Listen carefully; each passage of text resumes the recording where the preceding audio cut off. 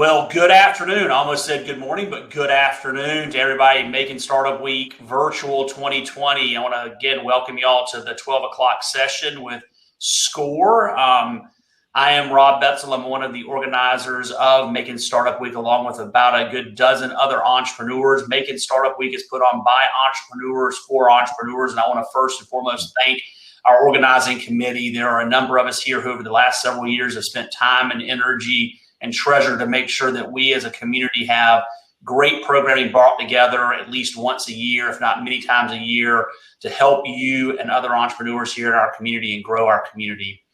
Also want to thank our sponsors, Knight Foundation, the Macon Chamber of Commerce, Central Piedmont Investment Group, and others who have all invested resources to allow us to bring this great content to each of you free of charge and to allow us to record it.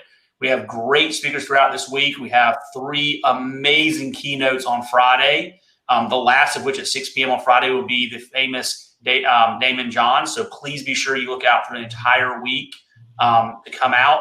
As we get started, please be aware of the chat function on your right-hand side. As we go through, please type in your questions there. The panelists will be monitoring that and trying to answer questions throughout their presentation and afterwards. And so with that, I'm going to turn this session over to Mr. Matt McKenna and Andrew Eck. Matt is the local chair for SCORE, which is the nation's largest network of over 11,000 volunteers of experts and business mentors that are dedicated to helping small business get off the ground, grow, and achieve their goals. SCORE is a nonprofit that is supported by the Small Business Administration. Matt McKenna has infinite amount of experience and knowledge. He's been somebody that I have spent many hours with trying to learn from as a mentor. So you guys are in great hands talking about business planning and business plans and a different approach to that. Mr. Andrew Eck is one of our local entrepreneurs with Georgia Artisan and someone who, among many of this group, needs no introduction, but Andrew is a Mercer graduate and a fellow makerspace and co-working space volunteer with Smart Macon, who is one of our first ejections from Smart Macon to a successful business. So we love to kick our fledglings out of the nest. So you are in great hands with somebody who has gone through recently the planning and development of their business and someone who leads many people through that effort. And with that, I will turn the stage over to our host and presenters, Mr. Matt McKenna and Andrew Eck. All right, great. Thank you, Rob. Andrew, you going to say anything or should I just dive in?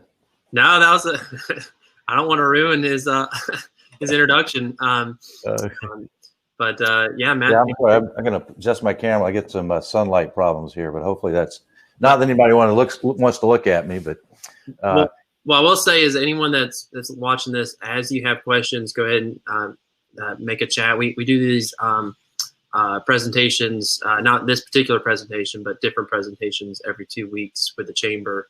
And we'd love to see people ask questions and, we want to have a dialogue through it. So Matt's got a presentation that we'll work through and we can do it solo, but we'd love to hear your input. So any kind of thoughts or feedback or questions, just go ahead and send them and we'll answer them at the appropriate time.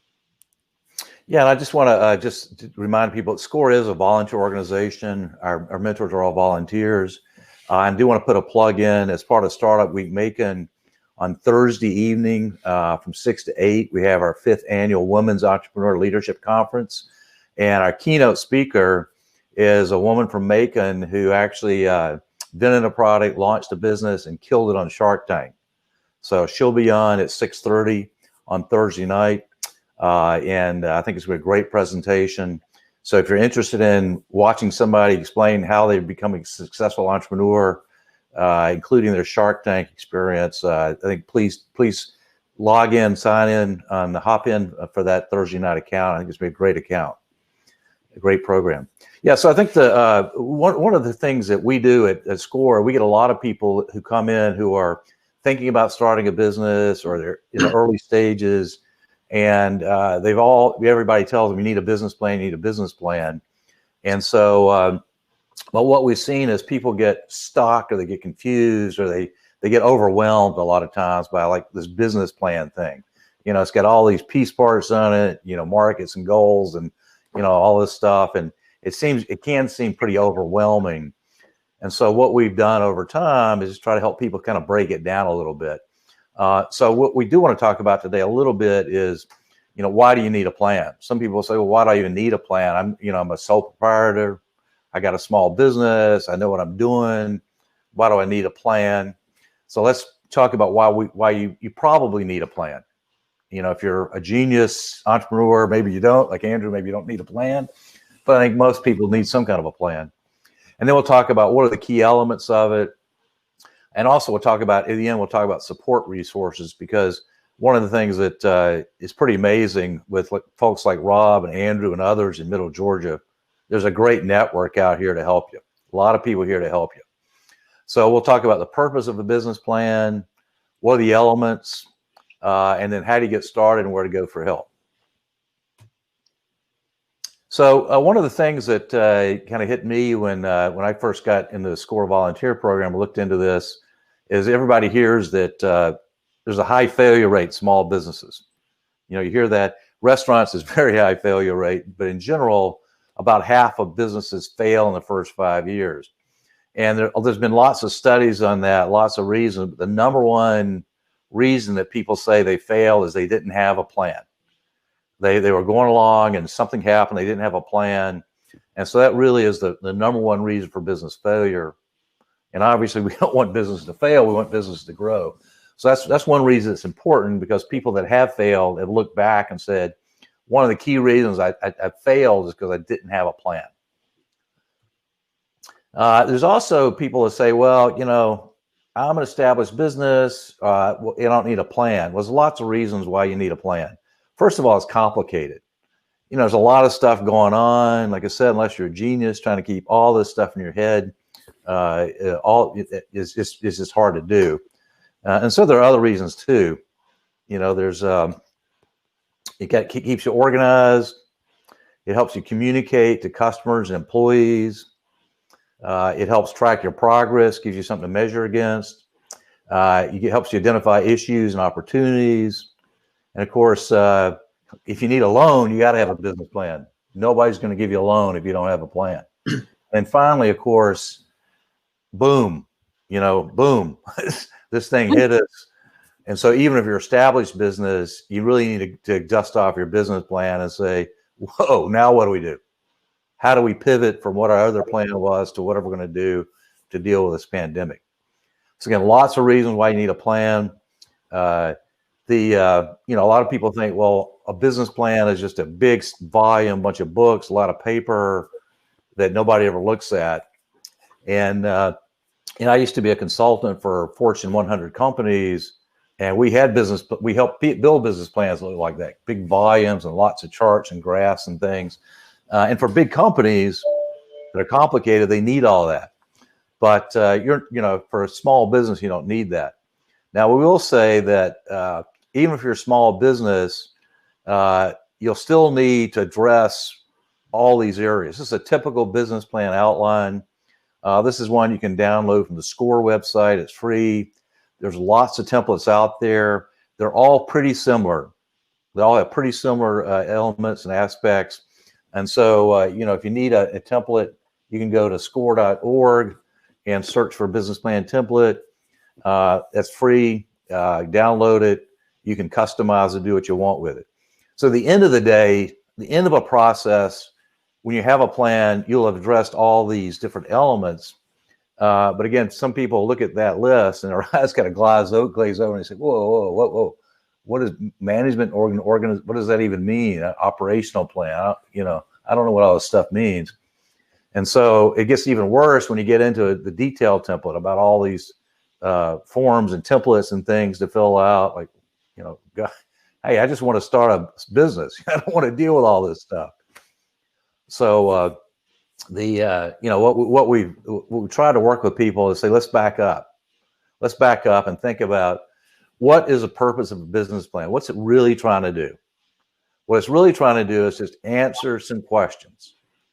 The what, the why, the who, the how much, and when. If you can answer those questions about your business, you have the basis of a business plan that you could actually convert into one of these more formal documents if and as needed. And you may not need it. You may not need it. We'll talk toward the end about the one-page business plan. So some of you can answer these questions on one page and you're done. You're done. Now you probably need some backup, maybe some appendix material and financial projections and some other stuff. But a lot of successful small business can get all this stuff on a page. So let's talk about that. The key question about what is your business really about? What is its mission? What are you really trying to do? The other thing is, what are your business products and services? And this sounds like a simple question. It sounds like a simple question. But I think we've all kind of heard the McDonald's story that, McDonald's isn't really selling hamburgers, they're selling convenience. So what is the core of your service? Is it a product? Or is it some product with a service wrapped around it? What exactly is it you're selling in a way that you can articulate pretty crisply? Some people get confused. They say, well, I'm going to start this business and I'm going to do this. And then, oh yeah, I might do that. And then maybe we can do this as well. And the message is kind of garbled in there. So you have to be pretty precise and clear on, what exactly you're selling. The other thing that I think is pretty important in businesses is this whole question of what is it you're doing for your customer? In business consulting, we used to call it pay and gain. We go into a business and say, we're business consultants, and they say, well, why should we hire you? And there were two basic reasons. Either we could point to some problems they were having and say, hey, we can fix that. We can relieve that pain. Or we could say, look, we can show you how to make even more money. We can show you how to gain money. So when you think about your products and services, typically a lot of entrepreneurs are very proud of their product or their service, and they want to tell you all about it, all about the features. But all customers really care about is pain, gain. Are you relieving some problem they have, or are you giving some gain? What is it your business is doing? Andrew's got a great business, and I think part of the gain he's giving people is not just a functional piece of furniture, but actually a piece of furniture with a story. It has meaning. It gives people a sense of, hey, I'm actually helping out the world by buying one of Andrew's products. So the gain doesn't have to be physical; it could be psychic or otherwise. But you have to be able to articulate what that pain or gain is. Pain, gain. You're relieving pain or you're providing gain. All there is to it. The other, the why question is, why should people buy your product or service? One of the things that some people come in and say, well, I ain't got no competition, so they got to buy mine. Well, everybody has competition. Everybody has a wallet. They only got so much money in that wallet, and they're going to choose how to spend that money. So yeah, you may not have a direct competitor for your specific product or service, but you have other people fighting for that share of wallet. So you really have to articulate, why should they spend money with you as opposed to spend money on something else with somebody else?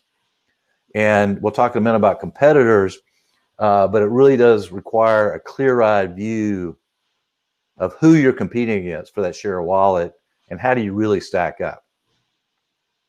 And a lot of that is emotional based too. So I'm sure pool service companies were putting in a lot of pools this summer, and because they weren't competing against beach vacations. And so, it's not necessarily, that's a more emotional or experience, based, even though it's a physical pool that they're putting in. Yeah, that's a great point. And your point is that, they weren't trading like for like. It wasn't they were choosing to buy one thing versus another. They were choosing the money they were saving over here, they were able to spend somewhere else. The other thing that the other why question is why you? Like why should people trust this Andrew Eck guy to deliver them quality furniture on time? And so you're going to have to establish your credibility. Hopefully you have some experience, enough experience in the business, but you're going to have to establish your credibility. And as we all know now, the social media reviews are huge. Andrew, I don't know what different media are channels that you use to get people to provide reviews for your business. Almost everything, because online it's not necessarily, people don't just go to Facebook to look up something. They kind of Google search something, and then Google can aggregate. It will aggregate reviews for it and line it up. So there's so many integrations with the different things. You have to have everything across the board. People, I think this is where people oversell themselves as well. They say, well, I can figure it out. And I think you have to have a much more critical look and say, well, of these 3 categories of why I'm better, my competitors are better in these 2 and I'm only better in this one area. Mm-hmm. And when you look at yourself truthfully and say, well, I can only succeed in here, that helps you narrow down your focus as well. But I think a lot of people think that I'm better in all because they want to buy from me and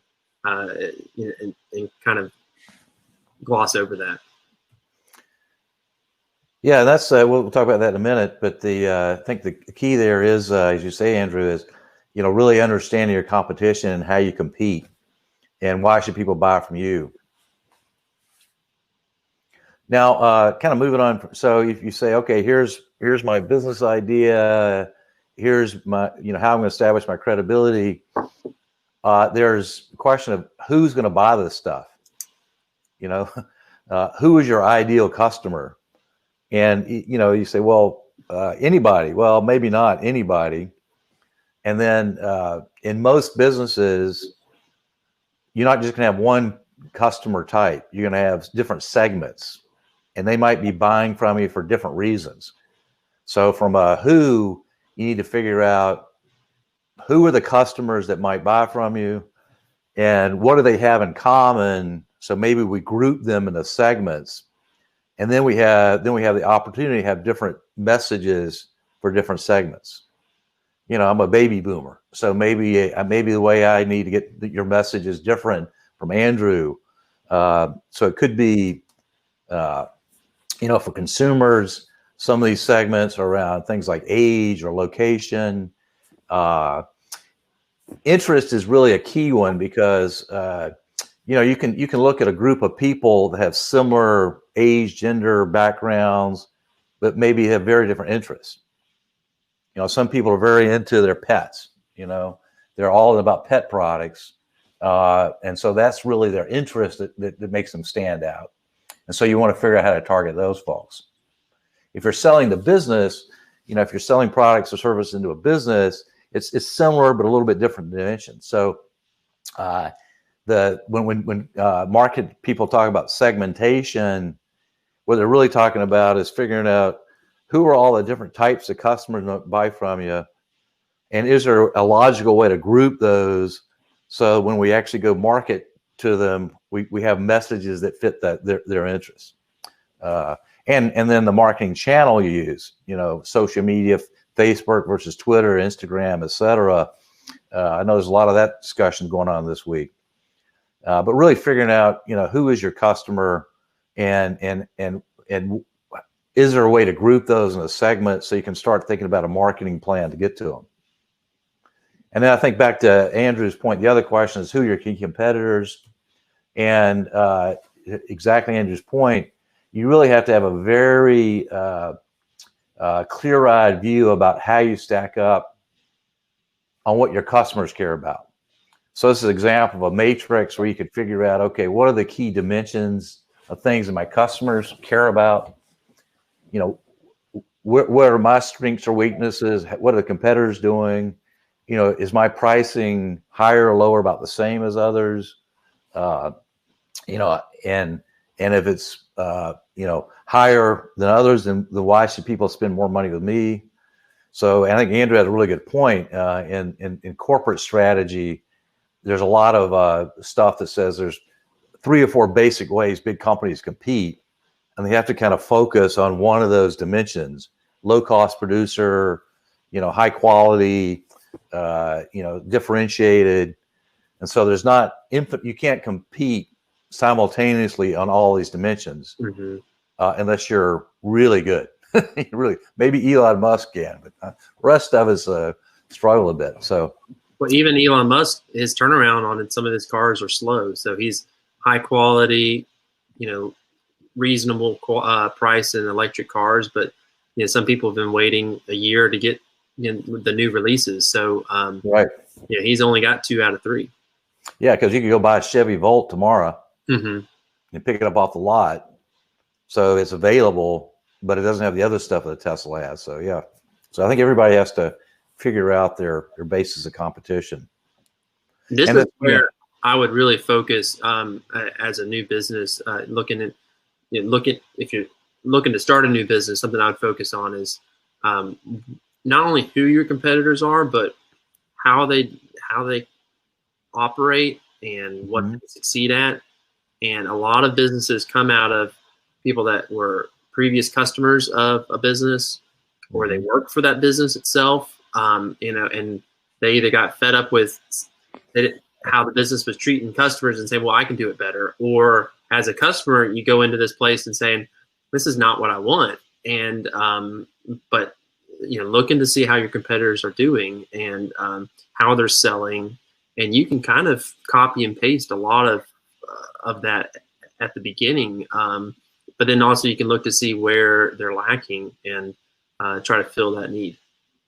Yeah, that's good. And the other thing that what we also see, and Andrew, you may have done this, if you're a small business that's kind of location dependent, you're trying to work in Macon, there may be a similar small business in Birmingham or in Memphis or somewhere else who's not really competing that much directly against you, and they might be willing to talk to you. I think just like this program that Rob and Andrew and others are putting on, this is entrepreneurs helping entrepreneurs. And so if you're not a direct competition with somebody else, there may be a network of folks out there that you can reach out to help give you some ideas around some of these things. And also we got this SWOT, we got this acronym here, SWOT, strengths, weakness, opportunities, threats. You can look that up on the internet, lots of good stuff on that. But basically it's a way to step back and relative to your competition, think about where you're really strong, where you're weak. You need to know where you're weak, what your opportunities are, how do you leverage your strengths into those opportunities, and how do you take those weaknesses, figure out how that creates threats to your business and how you're going to deal with those. And so it's a technique that lots of companies use. You can do it in an hour or a day or a week. Is how much time you want to spend on it. But it's a good exercise. And then I think we were talking a bit about, how are you going to market your business? What channels are you going to use to get to people? And obviously, social media is huge. So you have to do some due diligence and try to figure out for your type of business, how would you prioritize and set that up? We had a great program a few weeks ago that Robert Grant did, where he talked about how to think about this. It's on the Macon Chamber website. Still, you can go look at that. I know there's programs all week long on social media, so really stay plugged into those things. The second part, though, is a little more tactical. This is I know Andrew's got a pretty neat model of the way he set up his production shop into 3 departments and how he's done it. So he thought a lot about how he's actually going to produce his product. And if you're in a service business, let's say you're in a lawn care business or a plumbing business or a home care business, you still need to think about, well, how am I going to schedule appointments? How am I going to confirm appointments? And thinking through, okay, if I'm going to go physically go somewhere to service somebody, how long is it going to take me to get there, get back? Do I have to do paperwork in between? How am I going to bill people? How am I going to get paid? How am I going to pay myself, my employees?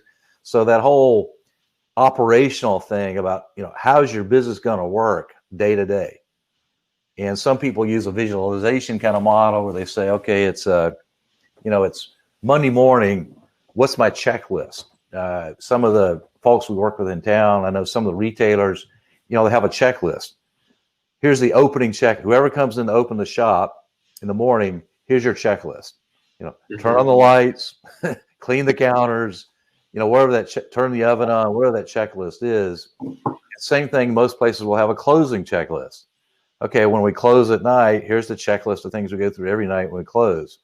And so you don't have to write a big operational manual if you don't need it, but you should at least be able to articulate, here's how my business is going to work day to day. I know Andrew's business got more complicated now with your logistics and shipping.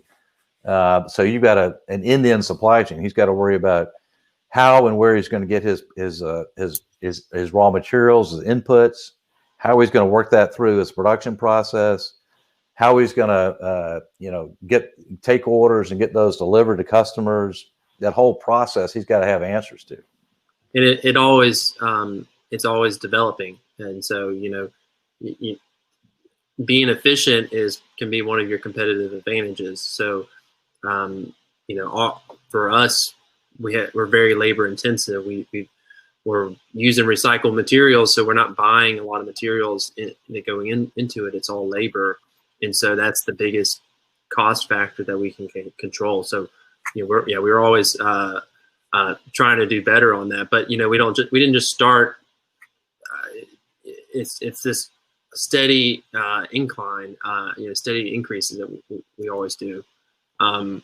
Something about how you actually do it. I feel like a lot of people, when I talk to about when they're planning a business, they're on one side or the other on this. They are either have only thought about how their business is going to run, and they're only thinking inside their walls. And you say, well, do you have any customers? What, they're like, customers?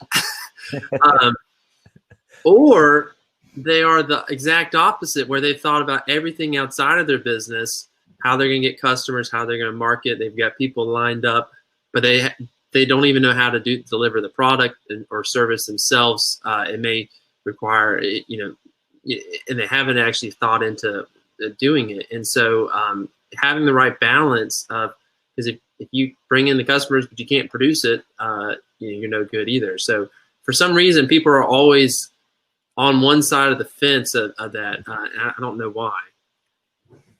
Yeah, and I think that's a good point, because we do see that in a lot of folks that have or starting service businesses, like therapists or counselors or people like that. They tend to think a lot about their skills and their pedigree and their experience and their customers, because they probably worked for somebody else. They've had patients before, so they're probably thinking a lot more about, hey, I've got a lot of experience, and I'm sure I can go reach out to this customer segment and get them interested in my services. But then you ask them questions like, well, how are you going to schedule them? How are you going to bill them? How are you going to get paid for it? They're not thinking about that stuff. So I think it's a good observation, which just kind of reinforces the need for a plan, because there's so many different elements of a business plan. It's hard to think about all of them. So I think the next thing we've talked about a bit is how much, which is how much is your business, how much is your product or service going to cost, how much money you need to run the business, how much you're going to make. And I think how much is going to cost, in most businesses, there usually are competition out there where you can kind of go out and kind of gauge what other people are charging for similar products or services. And that's probably a key benchmark to start from, because unless you have some other very unique feature, if you're more expensive than other people, it's going to be really hard to get started. Now, the flip side of that is you also don't want to try to just come in too low and buy the market. because if you come in and if you're charging a much lower price than your competitor, that is a combination of kind of devaluing what you have. People say, well, it must not be as good because, it's less than these other folks. And also kind of sets a price, and sometimes it's hard to move people off that later. So it's a tricky balance. There's a whole set of programs on how do you think about pricing your service, but we would say, you have to think about what you as the owner are worth, and what it would cost to replace you to do that job. And that's where people think about, well, I'm making money, and then I know I'm jumping on your slide, and say, well, how much are you paying yourself? Yep. Well, less than minimum wage, and you're actually losing money because you're at the expense of your hours. That's how a lot of people can, you can underbid somebody at your expense, but is that your long-term plan? Probably not. Yeah, that's a great point. And we do see that a lot where folks, to your point, they say, hey, I got more cash in the bank, I must be making money. But then you get them to sit down with a calendar and say, okay, how many hours did you work last month? And how much money did you make? And how much is it in dollars per hour? Yeah. And could you make more than that doing something else? Right. Well, and then you look at, if you come in as you're retiring as an engineer, you're worth $50 an hour. You can't build the company $50 an hour for everything. You look at it, what it would cost to replace you.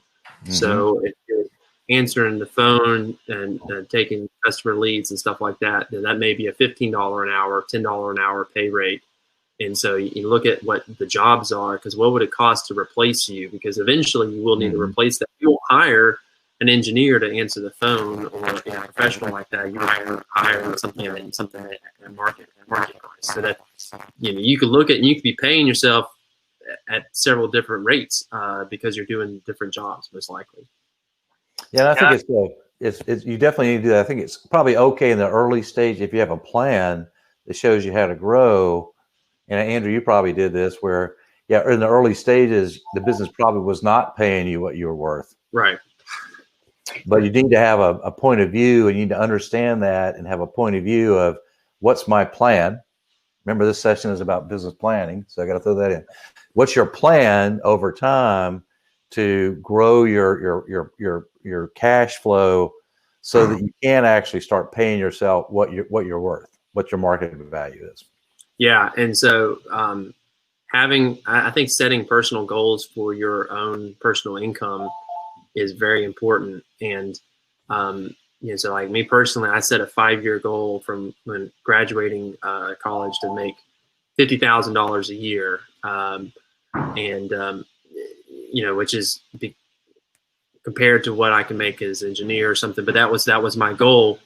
And if I couldn't hit that after 5 years, and I gave myself 5 years to do it, then I would, then I'm not successful enough, and it's not worth it. And so it allowed me to be okay with making less the first year or two, and knowing that, well, I still have 3 more years to catch up on this plan. And so having a long-term plan can allow you to, when you're going through your dips, you say, well, I still have time to make up for it. Yeah. And we see this we see this in big business too, where they'll have loss leaders. They'll say, okay, we're going to enter a new market. We'll take a loss for a while, but we have a plan to grow that business, and we're going to make money on this thing. Otherwise, we wouldn't do it. I think Andrew made another really good point. That's part of the plan too. Is as you think about that staging, is your time is probably the most valuable thing you have. And so as part of that growing the business, to the extent you can begin to carve off, even early on, pieces of things that you're spending time on that you could outsource. You could hire somebody else to do it for you, is important to start thinking about, because even little things like accounting. If you're a license, an LLC in Georgia, and you're selling products, every month you got to report your sales tax, right? Or every few months. So there's just stuff that has to happen has to happen, but doesn't mean you have to do it. So at some point in your growth, you need to start thinking about, do I need an accountant? If you get heavy into contracts, do I need a lawyer to help me with that? And eventually, if you're starting to grow, you may need a banking relationship. Somebody can help you with the bank stuff. So as you think about this over time, understand how you're spending your time, what you're good at, and the extent you can begin to offload some of that. That just gives you even more time to do what you're good at and help grow your business faster. It's easy to get sucked into the day-to-day stuff and never really have time to break out of that. At some point, you have to bite the bullet and pay somebody else to do some things so you can spend your time doing the things that you're good at that makes a business special.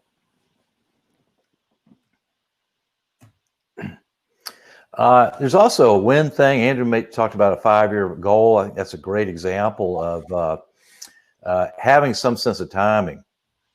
Now, to be honest, a lot of the templates you find online, business plan templates, don't have this in there. And I was never quite sure why, but even the SCORE template I don't think has a win in there. But really, it could be one page that says, okay, I'm trying to start this business over the next 12 months. Here's January, February, March, April, May, June. Here's the key milestone. Okay, by February, I want to have my target markets identified. By April, I want to have my website up and running. It doesn't have to be a detailed, big, complicated project plan like you're building a building, but even just a one-page list that says, here's my target milestones, because it'll keep you on task. You wake up, all of a sudden you wake up, it's January, it's February, you say, whoa, I didn't do what I said I was going to do in January. Mm-hmm. We're already behind. So, again, if you have a complicated business, you might need a multi-page plan that goes out 3-5 years. But what we've seen is most people, when you're starting out, if you have a 12-month plan and pretty much what you're trying to hit month by month, that's very valuable. And over time, you can build that out into a longer-term plan. Yeah.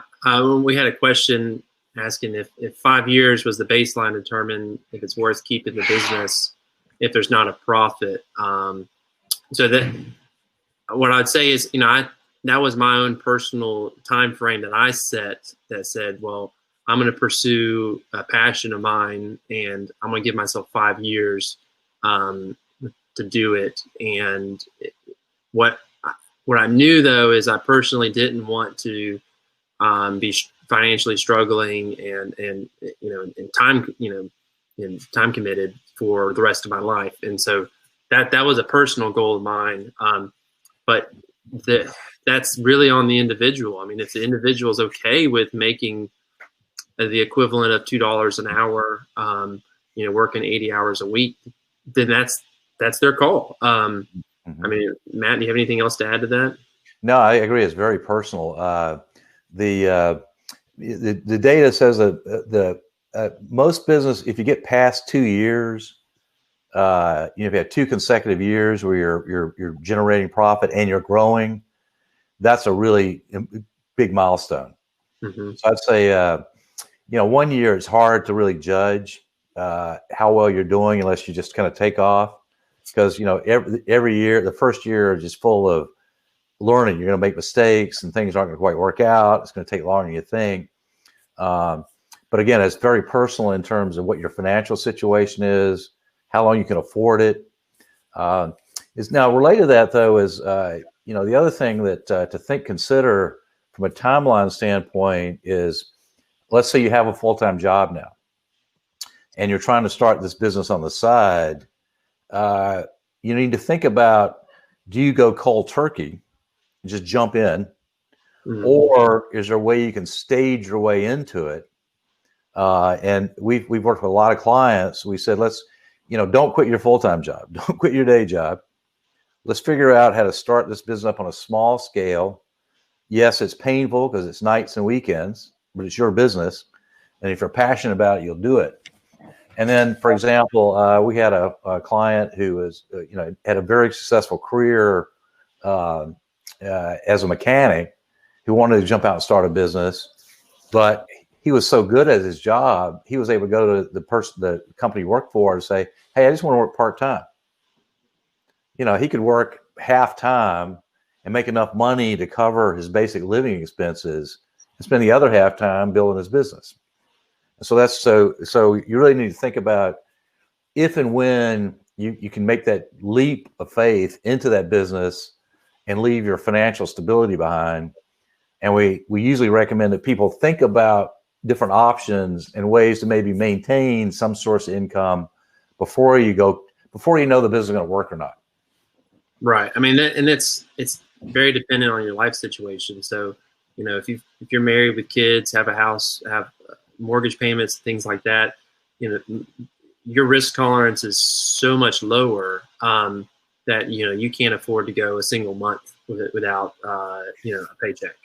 On the flip side is when I graduated from college, I was living with 5 guys in a 3-bedroom house, paying my $100 as my share of the rent, living off of ramen, and it was okay. So it's really dependent on your personal situation, but the emotional toll you're going to go through if you're going through 5 years and continuously not making profit is not only financial, but emotionally toll is going to wear on you.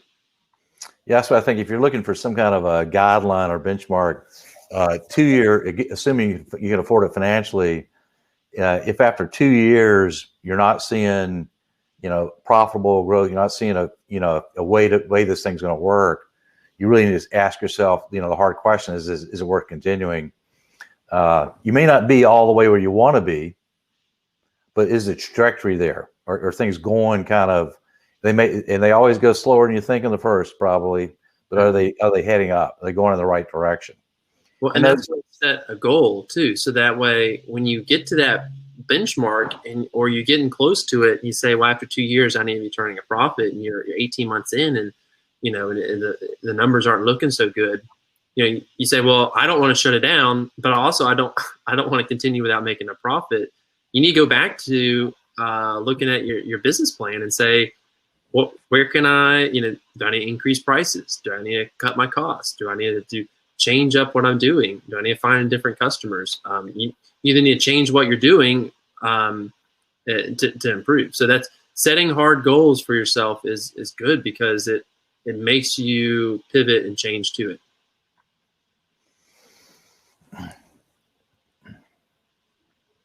So the one-page business plan.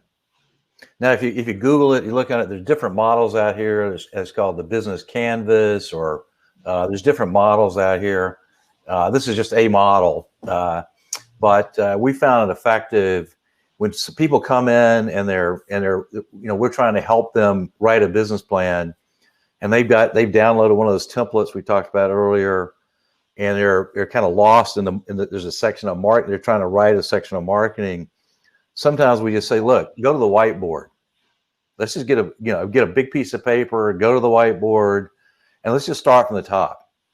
Just answer me the question. What business you're in, what products and services you're selling, what's my value proposition? Is it pain gain? What's the value proposition? Who are my target customers and clients? Why should they buy from me? How am I going to reach them? How am I going to sell and service them? How much is it going to cost? How much money am I going to make? When I'm going to do all this stuff?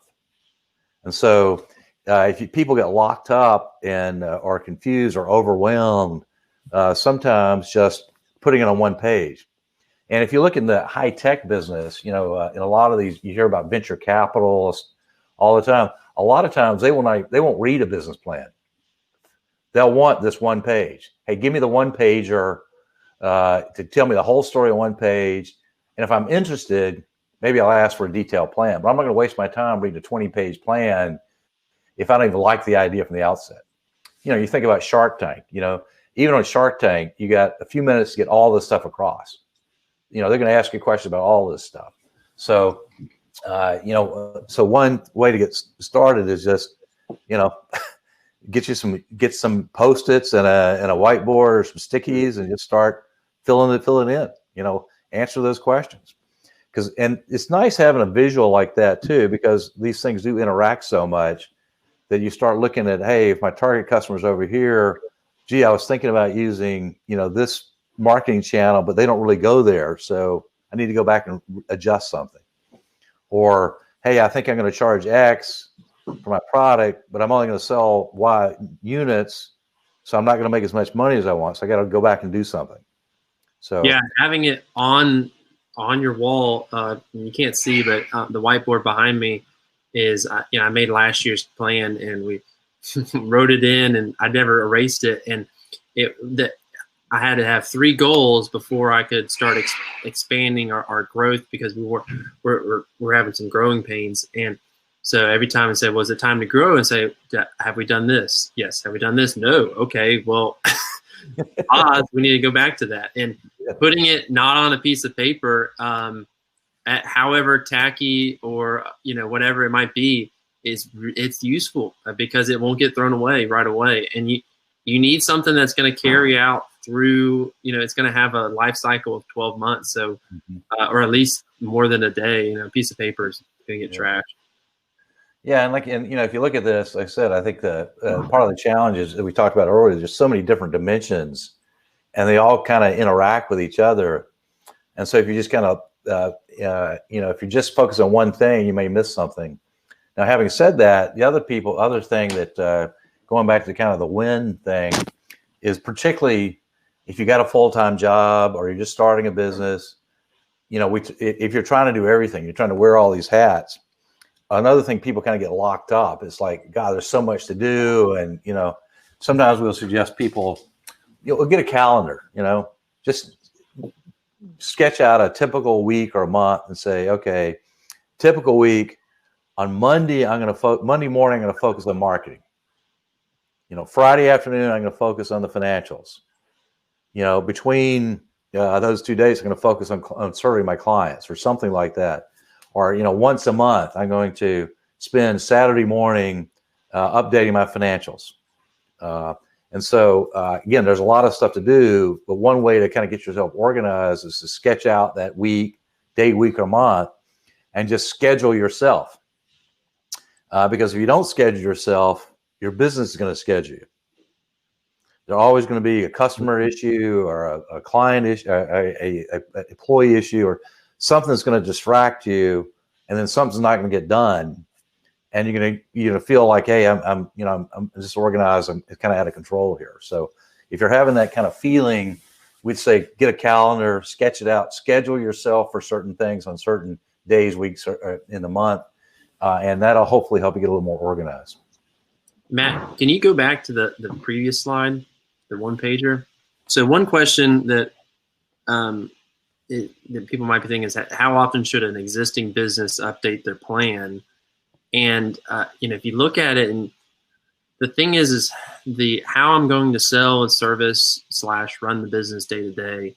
As a business owner that you're operating, that's likely the question you're answering every single day of every hour of your operating. And so my challenge would be is if you haven't thought about any of these other questions in the last month, or you don't have necessarily the answer to it, now's the time to answer those questions, because that's, if you're that's you focusing inside your business and not, if you haven't thought about, why should they buy from me? What's your competitive advantage? You're just focused on operating. Yeah, I think and it depends on what stage your business is in, right? If you've been up and running for 4 or 5 years, things are kind of humming along, maybe once a year, maybe once. That's what most big companies do. They have this big annual strategic planning process they go through, usually once a year. Now, the counter to that, going back to some of the tech companies, is they call it more agile planning, which is kind of as needed, as new information comes up, as something changes in the marketplace or something happens in competition, they'll jump back on their plan, even a big company. I think in your case, you probably want to think as you're starting out, at least once a month, to spend some time stepping back, looking at this and saying, okay, how's it working out? Is it all working? Am I missing something? What's not working? What's working well? And so I say revisit some version of it every month for the first several months you're in business. And if some of the things start to hum along, you say, okay, well, I don't have to spend as much time on that. I've got that figured out. That's working okay, but I really need to spend more time over here. And so as you ramp up, and then I think once you get into kind of more ongoing mode, you can either set some time scale every 3, 6, 9 months, or you can use the Agile model, which says, at a minimum, I'm going to look at that once a year. But if some new information pops up, a new competitor, a pandemic, a pandemic just hit, maybe I ought to look at my plan. So that's kind of some more of the Agile planning methodology. So both of those work. It's just again a question of stage of maturity, because like I said, you can't do all this all the time. So you're gonna have to schedule yourself and say, okay, for the next month, what's the most important thing for me to work on? So Matt, yep. Oh, sorry, go ahead. Good. Well, so now I'm thinking about as a startup. So okay, Matt, I've got an idea. Want to get started. And answering these questions is important. But let's say I have something that I don't need to go to the bank to do. And, do I need to spend the 80 hours required to put a business plan together, or is it something that can I work on it as I go along and go ahead and start making money? What would you recommend? Yeah, no, I agree. I think if you just have this one pager, what we typically would say is if you take one of those standard business plan templates, is at minimum you ought to be able to write a paragraph or two about each one of them. So you don't need a 40-page business plan. So if you think about, there's 8 or 10 topics in a typical business plan, 1 or 2 paragraphs, that's 10 to 20 paragraphs that kind of articulate that stuff.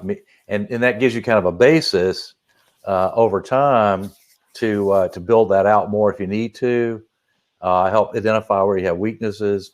So the one page is a great idea, but as soon as you get into it, you pretty quickly drill down into more detail. So you probably do need a repository of where you want to keep some of that detail, but it doesn't have to be, you don't have to start from scratch and wait till you have a 40-page business plan before you start. Right. Yeah, because a lot of people, what they do is they use that as I don't have a business plan yet, as a crutch or as a roadblock, and say, well, I'm working on the business plan.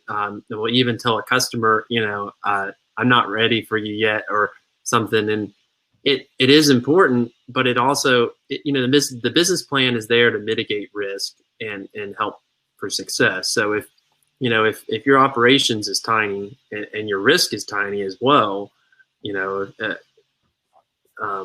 you're making something out of your garage,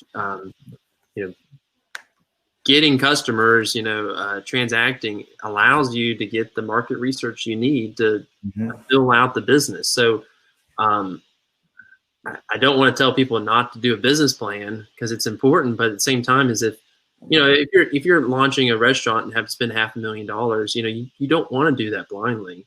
Right. But for some people, it doesn't cost much, just some of their time. What can you do to get started and that will help you answer these questions. Yeah, no, I agree. And then again, a lot does go back to it depends. Kind of depends on what you need the business plan for. And you're right. If it's for you, minimum you need 1 page. We would say that you probably need for each of these topics, a placeholder, a document where you kind of fill in a little more detail, but it might only be 2 or 3 pages. And that's going to change, it's going to be a live living thing over time. Because again, it's hard to keep all this stuff straight. So I guess I'll kind of close off the presentation in a minute here, just with resource links. There's lots of different resources out there. I see we've got SBDC folks on. There's the SBA, there's SCORE. Lots of places out there that have templates and things. So I think the key thing to remember are, Google's obviously your friend, but SCORE, SBDC, SBA, have tons of stuff. The Washington Library, Business and Nonprofit Resource Center, tons of stuff there. And then if you're interested in SCORE, middlegeorgia.score.org is our website. And you can go there. In the upper right-hand box, there's a search template. You can search for templates for all kinds of information, blogs, articles. And if you want to meet with one of our volunteers, you just say, hey, I want to request a meeting with a mentor. And I guess the final thing I would say before I forget, I want to remind everybody, Thursday night, 6 to 8 p.m., 5th Annual Women's Leadership Conference. And we've got our guest speaker is a woman who started a business and killed it on Shark Tank.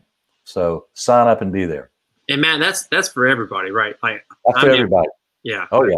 It's woman focused, but it's for everybody. It's for everybody. Yep. It should be great. The woman who does it is really good. She and her daughter do it together. The Shark Tank pitch is incredible. And Matt, Christelle shared the link to that conference in the chat. So if anybody's looking for it, if they scroll back up the last few minutes, it's been shared again for everybody to know how to find that. And so, I guess, Matt, let me say thank you very much again on behalf of the organizing group for the fact that SCORE has been a partner over the last several years in this effort with us, and the fact that you guys are there as a resource to all entrepreneurs in the community is just amazing to know that we have such a deep well of experience for us to draw from. And Andrew, thank you for being part of this on behalf of the Chamber, and as another fellow entrepreneur and organizer of Startup Week. It's great to have you guys both with us for this. It's amazing to listen to all the differences. We each have sort of different perspectives on the same efforts. It's great to sort of get to take those nuggets from each other. So as we wrap up here at the end of this session, I will remind everybody to please be back at 2:00. Bethany Rogers from Newtown will be talking about getting your house in order before getting your business in order. And so Bethany's done this session for us a couple times, and each time we have it, she has brought new and interesting information to us. So please come back at 2:00. At 3 p.m., there will be a fireside chat with Chastity Wright and Lori Brewer on technology and disruption. And then there'll also be a Stir It Up with Macon Magazine and the Web Mixer at 4 p.m. So for those of you who have never done a Mixtros Mixer, they are a very interesting platform we're using. It actually, with a very scientifically driven selection, so the people you will be mixing with will very likely not be the people that you thought you would have sat at a table with at an event, but will be somebody who shares a lot of interesting information. So for those of you who come back at 4 o'clock or attend any of our mixers, you've got to try this out. It's actually a technology by a woman-owned entrepreneur out of North Carolina, I believe, that we're using this year. So again, lots of great things going on. Thursday, we've got the women's conference that day and afternoon evening. And then Friday is the big tent event all through with 3 great keynotes. So hope all of you make it out to more events throughout the week. And again, Matt McKenna from SCORE and Andrew Eck from Georgia Artisan, thank you all very much for the great content and for being a great partner. And with that, we will release everybody to head to lunch or other works. All right. Thanks, Rob.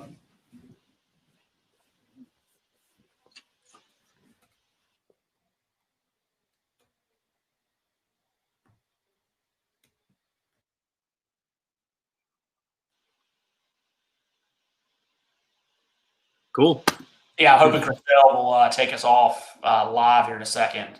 I'm not sure how we get this thing flipped out, but not Christelle. No, bring Arian. We're on backstage right now. No, we're still live. Oh.